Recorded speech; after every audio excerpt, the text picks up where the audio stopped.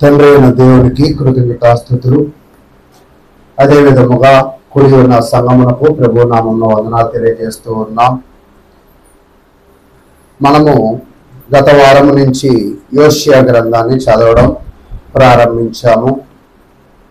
యోషియా గ్రంథం గురించిన వివరణ మరి మనము చదువుతూ ఉండగా మరలా ఒకసారి దానిని పరిశీలన చేయడానికి ప్రయత్నం చేద్దాం.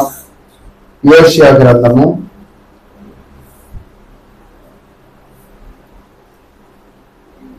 1వ అధ్యాయాన్ని మనం ధ్యానించాము. యోషియా గ్రంథము 1వ అధ్యాయంలో ఏమి ఉన్నది అనేది ఒకవేళ చూసినట్లయితే, యోషియా అనే ఒక అతను ప్రవక్త. ఆయన ఏమై ఉన్నాడంటే ప్రవక్త అయి ఉన్నాడు. ఒక ప్రవక్త ఎలా జీవించాలి అనేది చూస్తూ ఉన్నప్పుడు, ఒక ప్రవక్త తన ప్రజలను రక్షించే విధముగా ఉండాలి.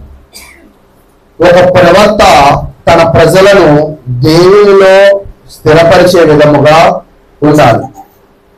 ఒక ప్రవక్త ఎలా ఉండాలంటే తన ప్రజల కోసము ఏదైనా చేయగలిగే సమర్థుడై ఉండాలి.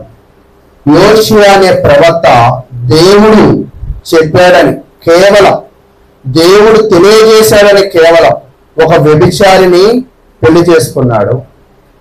అయితే ఆ వ్యభిచారిని పెళ్లి చేసుకుని, అంటే దేవుడు ఏదో చెప్పాడు కదా అని ఒక ఆమెను పెళ్లి చేసుకుని ఆయన ఏమీ కూడా విడిచిపెట్టలేదు. విడిచిపెట్టకుండా ఎంతమంది పిల్లల్ని కన్నాడంటే యోషియా 3 పిల్లలను కన్నాడు. ఆ 3 పిల్లల పేర్లు అద్దాలు ఏమై ఉన్నాయి అంటే, మొదట పిల్లవాడు యెజ్రెయేలు, అంటే వారి ప్రజలు విమర్శింపబడి శిక్షింపబడతారు. అంటే యెజ్రెయేలు ద్వారా ఏం తెలియజేయాలనుకుంటున్నాడంటే, దేవుడు ఎవరైతే పాపము చేశారో వాళ్ళందరినీ కూడా దేవుడు ఏం చేస్తాడంట, శిక్షిస్తాడు అనేది తెలియజేయాలనుకున్నాడు. తర్వాత రెండో ఒక కుమార్తె, ఈమె ఎవరు? కుమార్తె. ఈ కుమార్తె పేరు లొరుహామా. లొరుహామా అంటే ఏమిటి అంటే, దేవుడు ఇంకా జాలి చూపేడు. దేవుడు మొదటగా ఏమన్నాడంటే శిక్షించేవాడిగా ఉంటాను అని చెప్పాడు. కుమార్తె ద్వారా ఏం తెలియజేస్తున్నాడంటే ఇంకా జాలి చూపించను అని చెప్తున్నాడు. తర్వాత మూడోది నోమి, అంటే ఏమిటి అంటే ఇతను కుమారుడు. అయితే ఈ కుమారుడు ద్వారా ఏం తెలియజేస్తున్నాడంటే, దేవుడు ఇంకా మీరు నా ప్రజలు కూడా కాదు, అంటే మీరు పాపము చేశారు కాబట్టి నేనేం చేస్తానంటే శిక్షిస్తాను. మీరు ఆ పాపములోనే ఉన్నారు కాబట్టి మీ మీద ఏం చూపిను? జాలి చూపిను. మీరు ఆ పాపాన్ని కొనసాగిస్తున్నారు కాబట్టి ఇంకా మీరు ఎవరు కాదు? నా బిడ్డలు కాదు.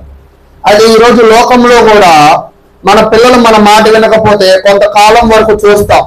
చూసి చూసి చూసి ఏమంటామంటే, ఇంటి ముందు నీళ్లు పోయడమో ఏదో విసిరి ఇంకా నీకు నాకు సంబంధము లేదు, నీ దారి నీదే, నా దారి నాదే, నాకున్న దానిలో ఒక చిల్లిగా కూడా నీకేం చేయను, ఇవ్వను అని చెప్తూ ఉంటారు.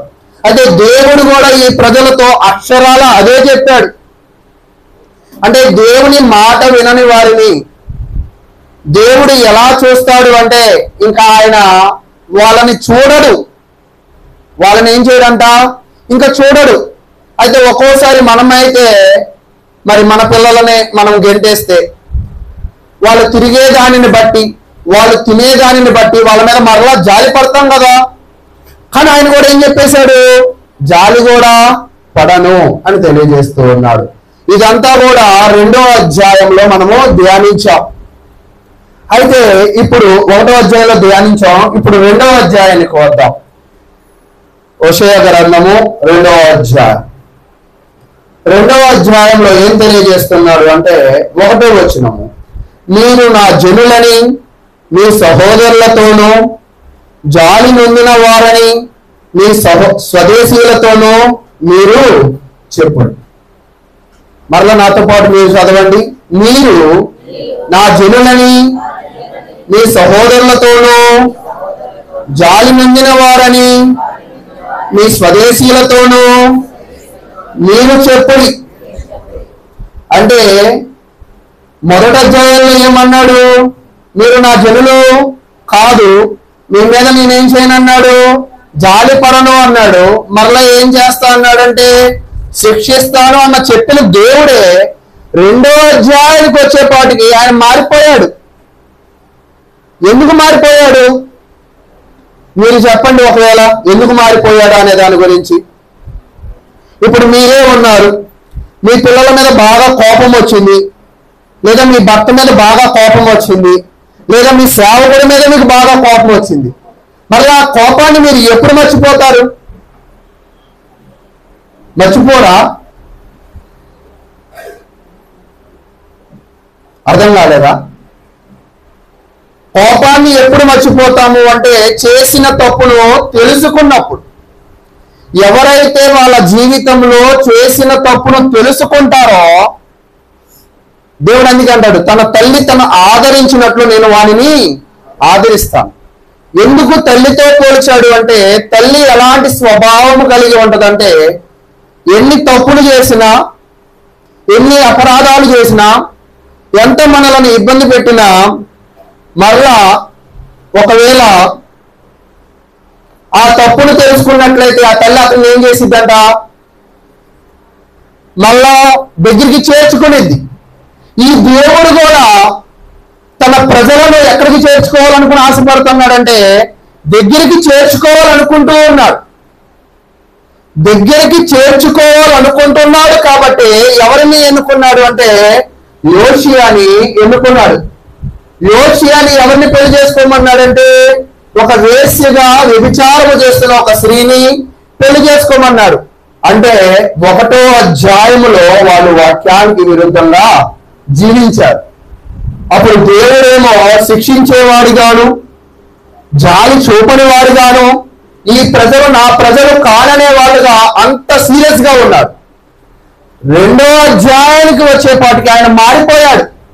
ఆయన మారిపోవడానికి గల కారణం ఎవరంటే యోషియా. ఎందుకని? ఈ యోషియా చేసిన పనులకి ఆ ప్రజలలో ఏమొచ్చిందంటే ఆలోచించగలిగిన అవగాహన వచ్చింది. వాళ్ళు ఆలోచించి దేవునిలో బలపడాలన్న ఆలోచన కూడా కలిగి ఉన్నారు. ఇప్పుడు దేవుడు ఏమంటున్నాడో తెలుసా? 2వ అధ్యాయానికి వచ్చేపాటికి ఇది లోరుహమా కదగా. అయితే లో తీసేసి చదవండి, దాన్ని ఏమైంది? రుహమా అవుతుందా? అంతేనా? అయితే అప్పుడు దానికి అర్థం ఏమిటి అంటే జాలి అని. లోరుహమా అంటే జాలి నొందని, రుహమా అంటే ఏమిటి అంటే జాలి అని. అంటే ఇంతకేమో లోరుహమా అన్నాడు, 2వ అధ్యాయానికి వచ్చేప్పటికి ఏమంటున్నాడు? రుహమా అంటున్నాడు. 1వ అధ్యాయంలో జాలి చూపి అని అంటున్నాడు, 2వ అధ్యాయానికి వచ్చేప్పటికి ఏం చెప్తున్నాడు? జాలి చూపిస్తాను అని చెప్తున్నాడు. తర్వాత ఏమన్నాడంటే లో అమి ఉంది కదా, ఇప్పుడు లో తీసేసి చదవండి ఇప్పుడు దాన్ని. అమి, లో అమి అంటే ఏమిటి అంటే వాళ్ళు నా ప్రజలు కాదు అని అర్థం. అమ్మి అంటే అర్థం ఏమిటంటే వాళ్ళు నా ప్రజలు అని అర్థం. అంటే 2వ అధ్యాయానికి 1వ అధ్యాయానికి ఒక అక్షరమే తేడా, కానీ అర్థము ఎంత బాగా మారిపోయింది అంటే మీరు గమనించినట్లయితే ఒక పనే, ఒక ఆలోచనే మనలను దేవుడికి దగ్గరగా చేయాలన్నా, దేవుని నుంచి దూరం చేయాలన్నా. కాబట్టి దేవుని ప్రియులారా 2వ అధ్యాయంలో ఉండే కనికరాన్ని, 2వ అధ్యాయంలో ఉండే జాలిని, 2వ అధ్యాయంలో ఉన్న దేవుడి ప్రజలు వాళ్ళు ఎప్పుడు చేయబడతారంటే, ఆయన ఎప్పుడు కనికరము చూపిస్తాడంటే, ఆయన ఎప్పుడు నిన్ను నా ప్రజలు అంటాడు అంటే అక్కడ తెలియజేస్తూ ఉన్నాడు అన్నమాట. చూడండి, అంటే ఇప్పటిదాకా ఆ జనాలందరూ పాపము చేయడం ద్వారా శపింపబడ్డారు. పాపము చేయడం బట్టి దేవుని యొక్క కోపానికి పాత్రులయ్యారు. కానీ ఈ జనాలను మరలా ఆశీర్వాదానికి పాత్రులుగా చేసింది ఎవరు? ఈ యోషియా యొక్క కుటుంబం. అంటే ఈరోజు నేను కూడా ఏం తెలియజేస్తున్నాను అంటే మన అందరము కూడా దేవుని సన్నిధానంలో ఉంటూ ఉన్నాం. అంటే మన అందరం కూడా ఏం పొందుతున్నాము? 2వ అధ్యాయంలో ఉండినట్లుగా జాలిని పొందుతూ ఉన్నాం. 2వ అధ్యాయంలో ఉన్నట్లుగా దేవుని ప్రజలుగా పిలువబడుతూ ఉన్నాం. కానీ మన ఇళ్లలో ఉండిపోయారు కదా కొంతమంది. వాళ్ళు ఎక్కడ ఉండిపోయారు అనుకున్నారు? 2వ అధ్యాయం దాకా వాళ్ళు రాలేదు. ఎక్కడ ఉండిపోయారు వాళ్ళందరూ కూడా? 1వ అధ్యాయంలో ఉండిపోయారు. ఆ 1వ అధ్యాయంలో ఉండిపోయిన ప్రజలను 2వ అధ్యాయంలోకి తెచ్చింది ఎవరంటే అక్కడ యోషియా కదా. అంటే శాపాల పాలైపోయే వాళ్ళని ఆశీర్వాదానికి పాత్రలుగా చేసింది ఎవరంటే యోషియా కుటుంబం కదా. ఈరోజు నువ్వు కూడా నీ కుటుంబము ఒకవేళ శపింపబడినదిగా ఉంటే, నీ కుటుంబము దైవ సంబంధంగా లేనిదిగా ఉంటే, నీ కుటుంబము వాక్యానికి విరుద్ధంగా జీవించినట్లయితే నువ్వు చేయాల్సింది ఏమిటి అంటే యోషియా లాంటి బాధ్యతను నువ్వు తీసుకోవాలి. యోషియా ఏదో ఒకటి చేసి ఆ ప్రజలకు దేవుని విషయాలను తెలియజేశాడు. దేవుని విషయాలు తెలియజేయడమే కాదు, వాటిని బట్టి వాళ్ళని ఆలోచన చేసి పశ్చాత్తాపపడమన్నాడు. పశ్చాత్తాపపడడం అంటే ఏమిటి? చేసిన తప్పును తెలుసుకోవడం. చేసిన తప్పును తెలుసుకొని మారడాన్ని ఏమన్నారంటే పశ్చాత్తాపము అని అన్నారు. అంటే మనమైతే మరి పశ్చాత్తాపము పొంది దేవుని సంఘములో ఉంటున్నాం. మనమైతే పశ్చాత్తాపము పొంది క్రైస్తవులుగా పిలువబడుతున్నాం. కానీ మన బంధువులే గాని మన రక్తవర్గాలే గాని ఎలా లేవు అంటే అలాగా లేవు అని మనము నేర్చుకోవాల్సిన అవసరం ఉన్నది. అయితే ఆయన ఏం చేశాడు? 2వ వచనం చదువుదాం. నేను దాని బట్టలు పెరికివేసి పుట్టిన నాటి వలె దాన్ని దిగంబరాలుగా చేసి పాడు పెట్టి ఎండిపోయిన భూమి వలను ఉంచి దప్పి చేత లయపరచుకున్నట్లు.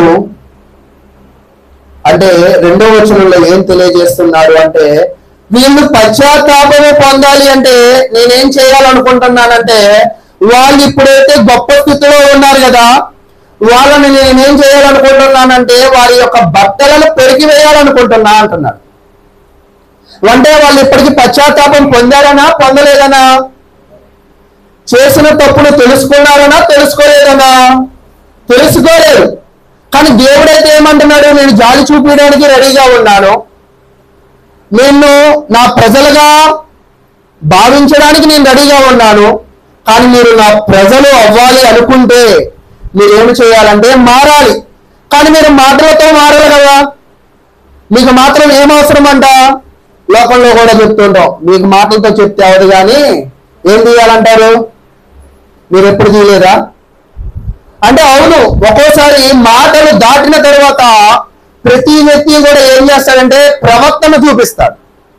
ఫస్ట్ మాటలతో మారలేదు, తర్వాత ఏం పడతారు? బెత్తం. మొన్న కూడా మనం చదివాం. ఏంటిది? బీలాము తన గాడిద తన మాట వినకపోతే బీలాము ఏం చేశాడంటే చేతిలో ఉన్న కర్రను పట్టుకొని ఎన్నిసార్లు కొట్టాడంటే 3 సార్లు కొట్టాడు. అంటే మాట వినని ఎవరినైనా కూడా ఒక యజమాని తన కింద పనివాణిని కొట్టినట్టు మన దేవుడు కూడా మాట వినని వాళ్ళు ఎవరైతే ఉన్నారో, ఎవరైతే మూర్ఖంగా ఉన్నారో, ఎన్నిసార్లు చెప్పినా కఠినంగా ఉన్నారో, ఎన్నిసార్లు చెప్పినా వాళ్ళ పాత పాపాన్ని విడిచిపెట్టడం లేదు, ఎన్నిసార్లు తెలియజేసినా పశ్చాత్తాపాన్ని పొందడం లేదు, వాళ్ళకి ఏం వాడతాడంటే ఆయన వాళ్ళ బట్టలను పెరికి వేస్తాడంట. అంటే బట్టలు పెరికి వేయడం అంటే ఏంటి? చక్కగా గుండీలు తీసి నీట్గా తీయండి అని అంటారా? పెరికి వేయడం అంటే పట్టుకొని లాగి పడేయడం. అంటే ఇశ్రాయేలు ప్రజలు ఇప్పుడేమో గొప్ప స్థితిలో ఉన్నారు కదా, వాళ్ళని దేవుడు ఏమన్నాడంటే పట్టుకుని లాగి పడేస్తా అన్నాడు. ఎక్కడికి పడేస్తాడు? చూడండి, బ్యాంకు వాళ్ళు కూడా ఏం చేస్తూ ఉంటారంటే లోను కట్టండి కొట్టండి కొన్నిసార్లు బాగా హెచ్చరిస్తూ ఉంటారు. ఫస్ట్ ఒక ఏజెంట్ వస్తాడు, ఏజెంట్ చెప్పి ఇసుగుపోతాడు. తర్వాత ఎవరు వస్తారు? మేనేజర్ వస్తాడు. మేనేజర్ చెప్పి ఇసుగుపోతాడు. తర్వాత వీళ్ళు ఏం చేస్తారంటే వాళ్ళ ఇల్లుని స్వాధీనం చేసుకుని ఆ వాటన్నిటిని కూడా ఎక్కడ పడేస్తారంట? బయటికి పడేస్తారు. అంటే చెప్తే వింటేనే మనం ఏమవుతాం? బాగుపడతాం. చెప్పిన దానికి లోబడితేనే మనం ఏమవుతాం? బాగుపడతాం. తీసుకున్నది ఇచ్చేస్తేనే ఏమవుతాం?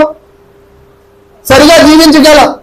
ఈరోజు నువ్వు దేవుని ప్రేమను తీసుకుంటున్నావు, దేవుని కృపను బట్టి బ్రతుకుతున్నావు, చలించుచున్నావు, అన్నిటినీ కూడా కలిగి ఉంటూ ఉన్నావు. కానీ నువ్వు దేవుణ్ణే విడిచిపెడితే దేవుడు ఏమంటున్నాడంటే నువ్వు ఎక్కడ ఉన్నా నిన్ను తీసుకువచ్చి ఈడ్చుకుని పడేస్తాడట. ఎలా పడేస్తాడంటే కింద చెప్తున్నాడు, పెరికి వేసి పుట్టిన నాటి వలె దానిని దిగంబరాలునిగా చేసి. అంటే ఎవరైనా పుట్టినప్పుడు ఎలా ఉంటారు? దిగంబరులుగా అంటారు. అంటే యోగు గారు అంటారు, పుట్టినప్పుడు ఏం తీసుకొచ్చాం? దిగంబరిగానే వచ్చి తిని, వెళ్ళినప్పుడు కూడా ఎలా వెళ్తామంట? దిగంబరిగానే పోతాం. అంటే ఏమీ లేకుండానే వచ్చాము, ఏమైనా పొట్టుకుపోతామా? అంటే ఒకవేళ ఎంతో కష్టపడి సంతూరు, నెంబర్ 1, సెంతాలో రకరకాల సబ్బులతో పెంచుకున్న మన అందాన్ని కూడా మనం ఏం చేయలేమంట? అంటే అందాన్ని పట్టుకెళ్ళలేము. పోనీ అంత అందముగా పెంచిన పిల్లల్ని పోనీ వాళ్ళనైనా పట్టుకెళ్ళగలమంటే అవును, వాళ్ళని పట్టుకెళ్ళగలం.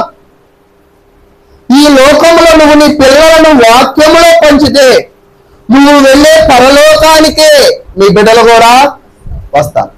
ఒకవేళ నువ్వు మాత్రమే వెళితే నీ పిల్లలను, నీ కుటుంబాన్ని, నీ బంధువులను నువ్వు వాక్యము తెలియజేయకపోతే వాళ్ళు అక్కడికి రాలేరు.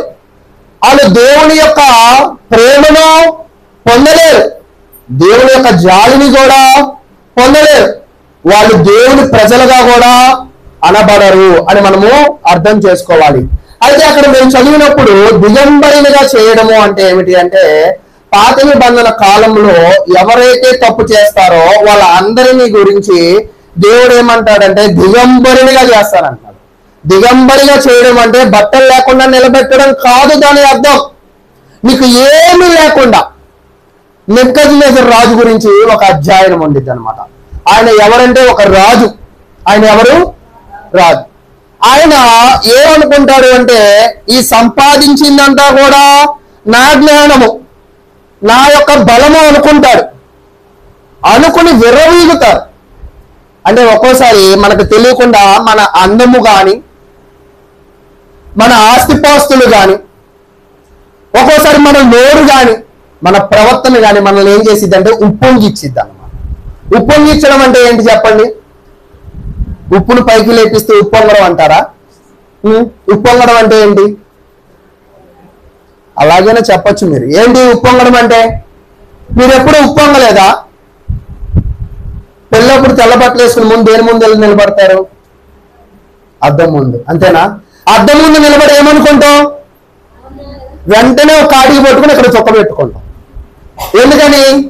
ఉప్పొంగుతాం, ఇది అందం నాది అని. అంటే ఈరోజు ఎవరైతే దేవునిని కాదని ఉప్పొంగిపోతారో, ఎవరైతే దేవుని కాదని ఈ లోకములో ఉన్న వాటికి లోబడతారో వాళ్ళ అందరినీ కూడా దేవుడు ఏం చేస్తాడంటే పట్టుకుని పెరకి వేసి దిగంబరుడిగా నిలబెడతాడు. అంటే ఇంకా ఆయన అన్ని ఎంత సంపాదించినా కూడా దేవుడు వాడిని పట్టుకోగానే వాడిలో ఉన్న ఆస్తి పోయిద్ది, వాడిలో ఉన్న ఆరోగ్యము పోయిద్ది. మీరు చూడండి, అబ్రహాము కాలంలో ఒక కుటుంబాన్ని దేవుడు తాకుతాడు, వాళ్ళ యొక్క గర్భఫలము ఆగిపోయింది. ఎవరు వాళ్ళు?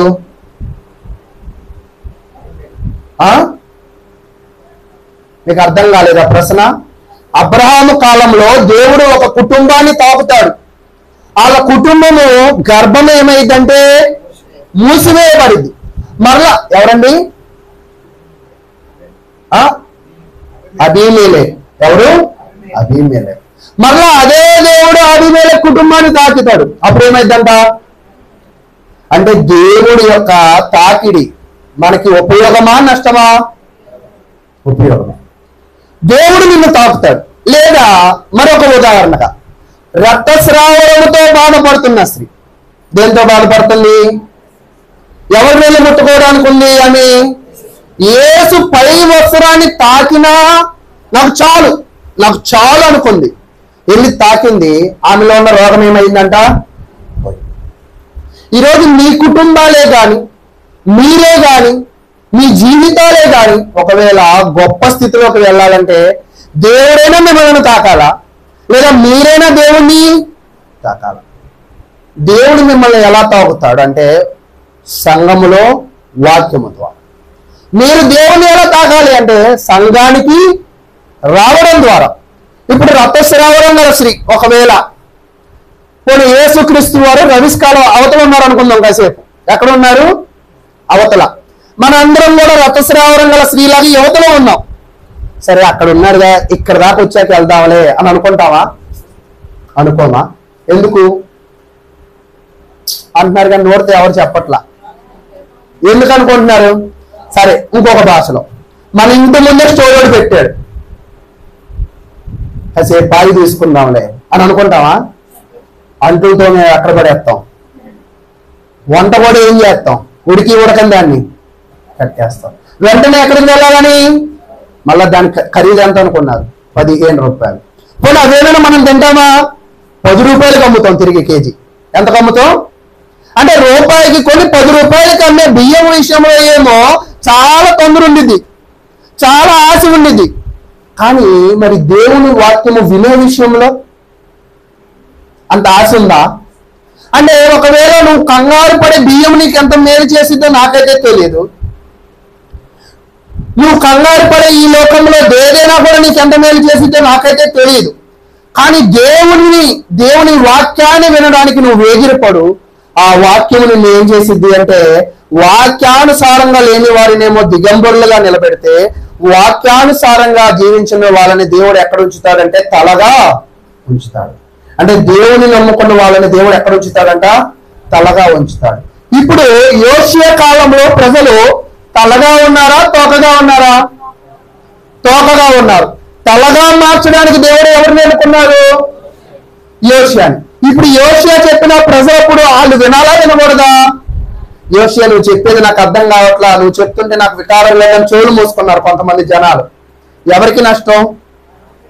ఇప్పుడు మేము కూడా ఆదివారం ఆరాధన కానీ, స్త్రీల కూడికలు కానీ, ఉపవాస కూడికలు కానీ పెట్టేది దేనికంట అంటే ఎవరైతే నాశనం అయిపోతున్నారో, ఎవరైతే శపింపబడుతున్నారో వాళ్ళని ఏమి చేయాలని?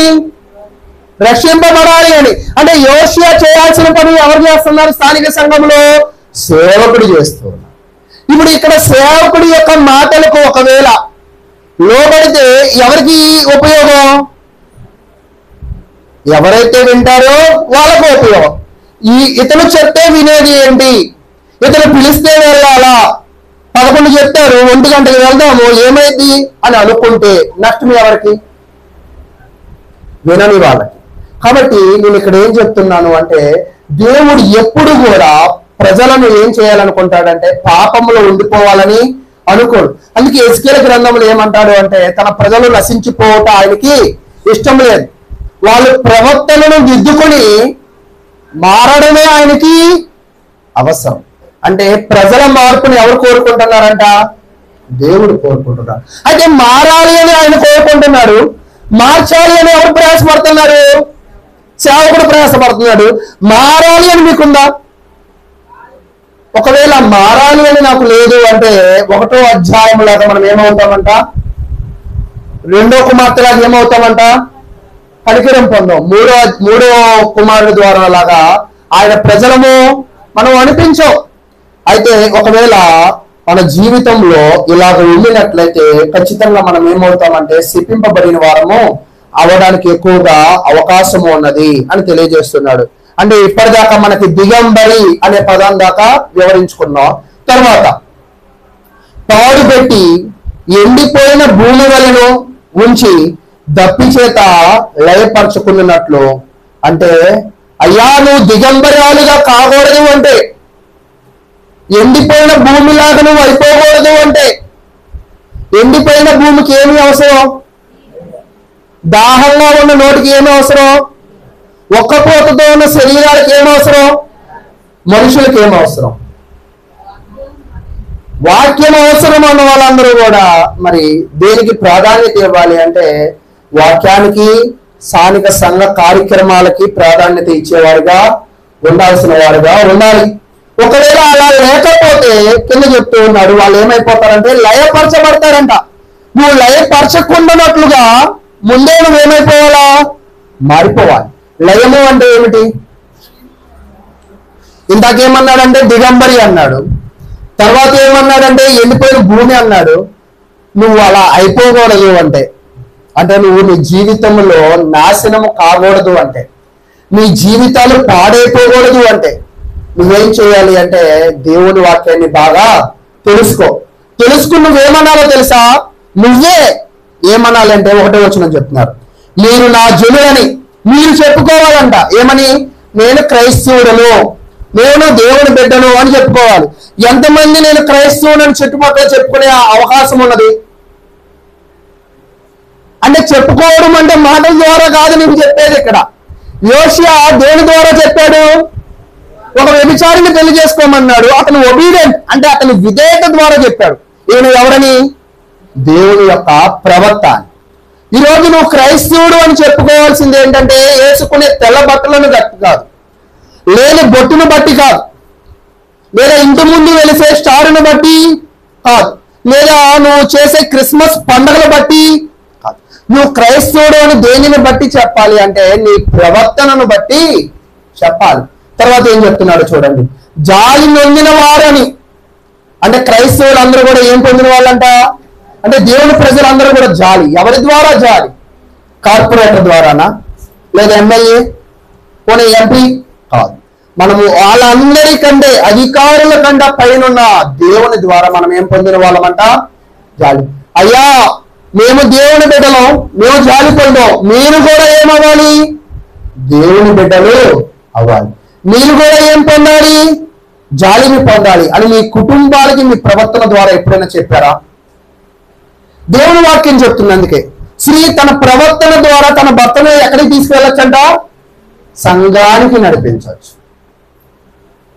స్త్రీలో తన ప్రవర్తనను బట్టి, స్త్రీయే కాదు పురుషుడు కూడా, ప్రతి స్త్రీ, ప్రతి పురుషుడు, ప్రతి మనిషి తన ప్రవర్తనను బట్టి ఏం వ్యక్తపరచాలి అంటే క్రైస్తవ్యాన్ని, తన ప్రవర్తన బట్టి భక్తిని కనపరచాల్సిన అవసరము ఉన్నది. ఎవరైతే ప్రవర్తన సరిగా లేదో వాళ్ళ జీవితాలను దేవుడు ఎలా చేస్తాడన్నాడంటే దిగంబరులుగా చేసి, పాడు చేసి, ఎండిపోయిన భూమి వలె దప్పి చేత లయపరచబడినట్లుగా వాళ్ళ జీవితాలను ఆయన నాశనము చేస్తాను అని తెలియజేస్తూ ఉన్నాడు. తర్వాత 3వ వచనం చదవండి. మీ తల్లి చూడకయు దాని స్థానములకు పురుషులను వేసుకొనకయు మీరు ఆమెతో వాదించుడి. అది నాకు భార్య కాదు, నేను దానికి పెనిమిటిని కాదు. చాలు. ఇక్కడ మీరు చదువుకోవాల్సిన విషయం ఏమిటి అంటే దేవుని ప్రజలు పశ్చాత్తాపము పొందాలి అంటే దేవుడు వాళ్ళని ఏం చేయాలనుకుంటున్నారు అంటే శిక్షించాలనుకుంటున్నారు. ఒక వ్యక్తి ఎప్పుడు మారుతారు అంటే టీచర్లు కొడతారు బాగా, లెక్కలు రాలేదంటే రాదు అంటే ఆయన ఒప్పుకుంటాడా? నువ్వు నేర్చుకోవాలని బెత్తంతో కొడతాడు. అలాగే స్థానిక సంఘము నేను నేర్చుకోను అని అంటే నేర్పించాల్సిన బాధ్యత ఎవరికి ఉన్నది? ఎలాగా? మాటలతోనా? అంటే ఎలాంటి కఠినమైన వాటితో అయినా కూడా వాళ్ళని ఏం చేయాల్సిందే? ఖచ్చితంగా మార్చాల్సిందే. అయ్యో నాకు నొప్పి తగ్గుతుంది మీరు మాట్లాడుతుంటే అంటే, అవును ఖచ్చితంగా సేవకుడు మాట్లాడితే స్థానిక సంఘానికి ఏం పడతారు? నొప్పులు పడతారు. అవును, ఒక తల్లి ఎప్పుడైతే నొప్పులు పడిద్దో నూతన రూపాన్ని ఇచ్చినట్టు, ఎప్పుడైతే క్రైస్తవుడు సేవకుడు బోధతో లేదా దేవుని యొక్క బోధతో లేదా బైబిల్ ద్వారా నొప్పులు పడతాడో అప్పుడే ఆయన ఏమవుతాడంటే మార్చడానికి ఎక్కువగా అవకాశం అనేది ఉండిద్దని దేవుని వాక్యం అయితే తెలియజేస్తూ ఉంది. అయితే ఇక్కడ ఏం తెలియజేస్తూ ఉన్నాడు అంటే చూడండి, దేవుడు తన ప్రజలను శిక్షించడం అనేది చూస్తాం. ఇశ్రాయేలు ప్రజలు వారి యొక్క తప్పు తెలుసుకోవాలి. వారు చేసిన తప్పు పర్యవసానాలను వాళ్ళు ఏం చేయాలంట? గ్రహించాలి. అంటే యోషియా గ్రంథంలోనే 8వ అధ్యాయంలో ఏమంటాడు అంటే వాళ్ళు జ్ఞానము లేకనే వాళ్ళు ఏమైపోతున్నారంట? పాడైపోతున్నారు. అంటే ప్రతి ఒక్క వ్యక్తి ఎప్పుడు పాడైపోతాడంటే జ్ఞానము లేకనే. అంటే క్రైస్తవులే కానీ దేవుని బిడ్డలే కానీ ఏం పెంచుకోవాలి? దేని మీద? దేవుని యొక్క వాక్యము. దేవుని వాక్యం మీద జ్ఞానము ఈ టీవీలో వస్తుంది లేదా మా టీవీలో వచ్చింది? అంటే దేవుని జ్ఞానము ఎక్కడ వచ్చింది అంటే కేవలము స్థానిక సంఘములోనే వచ్చింది, కేవలము దేవుని గ్రంథములోనే వచ్చింది, కేవలము క్రైస్తవులలోనే వచ్చిందని దేవుని వాక్యం అయితే తెలియజేస్తూ ఉన్నాడు. అయితే ఇక్కడ యోషియా అక్కడ ఏమంటున్నాడు అంటే నేను అనే పదము ఎవరి గురించి అంటే యోషియా గురించి అక్కడ మేము చదువుతాడు. తర్వాత ఇశ్రాయేలు అనే పదము చూడండి, నేను చదువుతాను. నీ తల్లి పోకిరి చూపు చూడకయు. అంటే ఇక్కడ తల్లి అంటే ఎవరో తెలుసా? తల్లి అంటే ఎవరు అంటే ఇశ్రాయేలు ప్రజలు. ఇశ్రాయేలు ప్రజలు ఏం చూస్తున్నారంట? పోకిరి చూపుడు.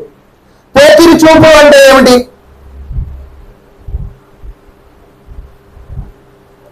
పోకిరి చూపులు అంటే ఏమిటి? అంటే పోకిరి చూపులు అంటే ఏమిటి అంటే వాళ్ళు సరైన ఆలోచనతో వాళ్ళ చూపులు లే, వాళ్ళ హృదయాలు దేనితో నిండిపోయాయంట? పాపముతో. హృదయము నిండినప్పుడు నోరేమైందంట? మాట్లాడును అని చెప్తారు. హృదయంలో పాపం ఉంటే నోటిలో పాపము మాటలు వస్తాయి, హృదయంలో పాపం ఉంటే కళ్ళల్లో కూడా ఏమొచ్చిందంట? పాపపు చూపులు వస్తాయి అని తెలియజేస్తున్నాడు. అయితే మీరు అలాగా చూడకూడదు. అసలు దేని గురించి చెప్తున్నాడు ఇక్కడంటే మీరు నన్ను నమ్ముకున్నారు కదా, మీరు నన్ను నమ్ముకున్న తర్వాత నన్ను విడిచి మీరు వెళ్ళిపోకూడదు, నన్ను విడవకూడదు అని దేవుని వాక్యం అయితే తెలియజేస్తుంది. విడవకపోవడం అంటే ఏమిటి అసలు? అంటే ప్రతిసారి గుణదల్లోకి వెళ్ళి యేసుప్రభు బొమ్మ కొనుక్కొని జోబులో పెట్టుకోవడమా? లేదా యేసుప్రభు సంబంధించిన క్యాలెండర్ ఇంటికి పెట్టుకోవడమా? లేదా దిష్టి బొమ్మ వల్ల మేరీ మాత బొమ్మ దిష్టి బొమ్మలాగా ఇంటి ముందు పెట్టుకోవడమా? దేవుణ్ణి విడవకపోవడం అంటే ఏమిటి? వాక్యానుసారంగా జీవిస్తూ ప్రతి ఆలోచన కూడా, ప్రతి మాట కూడా, ప్రతి నడవడికి కూడా ఎలా ఉండాలంట? వాక్యానుసారంగా ఉండాలి. అలాంటి విధానంగా జీవించిన వాళ్ళే ఏమవుతారంటే దేవుని విడిచిపెట్టిన వాళ్ళు కాదు. ఒకవేళ మాటలలో, ప్రవర్తనలో, నడవడికలో వాక్యానికి విరుద్ధంగా ఉన్న ప్రతి ఒక్కళ్ళు కూడా ఎలాంటి వాళ్ళు అంటే పోకిరి వాళ్ళు. 1వ అధ్యాయంలో ఏమన్నాడంటే వ్యభిచారులు అన్నాడు, 2వ అధ్యాయంలో ఏమంటున్నాడంటే పోకిరి వాళ్ళు అంటున్నారు. అంటే జనాల్ని తిట్టేది ఎవరు? సేవకుడా? మళ్ళా మమ్మల్ని పోకిరి వాళ్ళు అంటున్నారని ఇలా అంటారా? తిట్టేది ఎవరు? దేవుడు. ఎవరిని దేవుడున్నాడు? నమ్ముకున్న వాళ్ళనా? నమ్ముకొనని వాళ్ళనా? నమ్ముకొనని వాళ్ళని. ప్రవర్తించే వాళ్ళనా? ప్రవర్తించనని వాళ్ళనా? ప్రవర్తించని వారిని. అయితే అక్కడ చెప్తున్నాడు మీరు ఆమెతో వాదించుడి. మీరు ఆమెతో ఏం చేయాలంటున్నాడు? వాదించమంటున్నాడు. ఎవరిని వాదించమంటున్నాడో తెలుసా? ఇశ్రాయేలు ప్రజలు పాపం చేశారు కదా, ఇశ్రాయేలు ప్రజలు పాపం చేస్తే ఎవరిని వాదించమన్నాడు? మీరు ఆమెతో వాదించుడు అంటున్నాడు. మీరు అంటే ఎవరు అంటే పాపము చేసిన వాళ్ళు ఉన్నారు కదా, అక్కడ ఇంకోళ్ళు కూడా ఎవరున్నారంటే పాపము చేయని వాళ్ళు కూడా ఉన్నారు. అంటే పాపము చేయని వాళ్ళు పాపము చేసిన వాళ్ళతో ఏం చేయాలంట? వాదించాలి. ఏమని? కుర్చీ ఇమ్మన్నా, ఫ్యాన్ ఇమ్మన్నా, లడ్డు ఇమ్మన్నా, దేని గురించి వాదించమంటున్నాడు ఇక్కడ? అంటే ఎప్పుడైనా వాదన ఎలా ఉండాలి అంటే మన వాదన ఇతరులను వాక్యములో బలపరిచే విధముగా ఉండాలి. ఈరోజు మన వాదనలు ఎలా ఉంటాయి చెప్పండి? ఇతరులను బలహీనపరిచే విధముగా ఉంటాయి. అంటే కాబట్టి ఇక్కడ ఎవరిని వాదించమంటున్నాడు? వాక్యానుసారంగా ఉండే వాళ్ళని వాదించమంటున్నాడా? వాక్యానికి విరుద్ధంగా ఉండే వాళ్ళని వాదించమంటున్నాడా?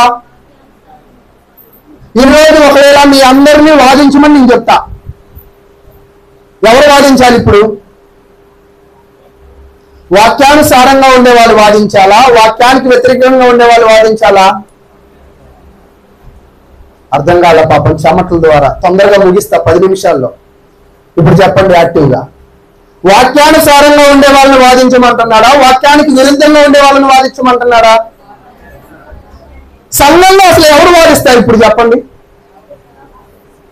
విశ్వాసులే వాదిస్తారా? విశ్వాసులే. మోషే దగ్గర ఎవరు సరిగారు? విశ్వాసులైన వాళ్ళు. అసలు వాదించే వాళ్ళందరూ కూడా దైవ సంబంధంగా వాదించరు. దేని సంబంధంగా వాదిస్తారంటే వ్యక్తిగత లాభాల కోసం వాదిస్తారు. అసలు వాదనంతా కూడా దైవ సంబంధంగా చేయమంటే వ్యక్తిగతంగా చేస్తూ ఉంటాం. ఏమి తిందమా, ఏమి తాగుమా, ఏమి ధరించుకుందామా అనేది. కాబట్టి సంఘములో వాదన చేసే వాళ్ళు ఎవరైనా, అంటే సంఘములో ఎవరైనా మాట్లాడాలి అనుకుంటే ముందు వాళ్ళు ఏమవ్వాలంట? విశ్వాసులు అయి ఉండాలి. ప్రతి ఒక్కళ్ళు వాదించే అవకాశం దేవుడు ఇవ్వలేదు.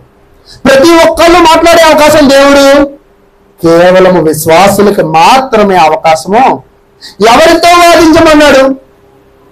ఇప్పటిదాకా ఏం చూసామంటే ఎవరిని వాదించమన్నారని చూసాం. ఇప్పుడు ఎవరితో వాదించమన్నాడు? కొంచెం కష్టంగా ఉన్నాయి ప్రశ్నలో. ఎవరితో? అవిశ్వాసులతో వాదించమన్నాడు. సరే, ఇక్కడ వాదించే వాళ్ళు ఎవరితో వాదిస్తారో తెలుసా? విశ్వాసులతో. అంటే మన అందరము కూడా ఏం చేస్తామంటే దేవుడు ఏదైతే చెప్పాడో అచ్చుగుద్దినట్టు దానికి వ్యతిరేకంగా చేస్తాం. అచ్చుగుద్దినట్టు దానికి వ్యతిరేకంగా చేస్తాం. మరి వ్యతిరేకంగా చూస్తే దేవుడు నిన్ను నన్ను ఏం చేస్తాడంట? లయపరిచేవాడిగా, నాశనము చేసేవాడిగా ఉంటాడని దేవుడి వాక్యం అయితే తెలియజేస్తుంది. కాబట్టి దేవుని బిడ్డలారా, మీ జీవితాలు ఒక్కసారి మరలా వెళ్ళి ఆలోచన చేసుకోండి. మీరు యోషియాలాగా జీవించాలి. యోషియా తన జీవితంలో విధేయతను కలిగి ఉన్నాడు. యోషియా తన జీవితం ద్వారా తన ప్రజలను ఏం చేయాలనుకున్నాడు? మార్చాలనుకున్నాడు. ఎవరి ద్వారా మార్చాలనుకున్నాడు? యోషియా ద్వారా. యోషియా ఇప్పుడు విశ్వాసే. కాబట్టి దేవుని ప్రియులారా, మీలో విశ్వాసులుగా మీరు తయారవ్వాలి.